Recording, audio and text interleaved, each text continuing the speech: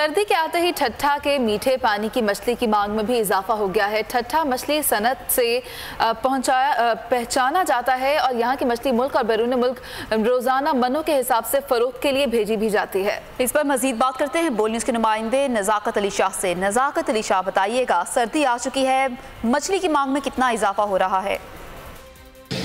हाँ जी, बिल्कुल, सर्दी आती है मछली की मांग में भी इजाफा हो जाता है। बेमिसाल जायका और लज्जत से भरपूर ठट्ठा की मछली तो न सिर्फ पाकिस्तान बल्कि बैरून मुल्क में भी चर्चे हैं। यहाँ से मछली पंजाब और खैबर पख्तूनख्वा के अलावा अफगानिस्तान भी भेजी जाती है। ठट्ठा की मीठे पानी की मछली रोज़ाना मन्नू के फरोख्त होती है। वुल्फाम, ग्रास, सिल्वर, रो, पाम और मोराकी के इकसाम की मछली को ज़्यादा पसंद किया जाता है।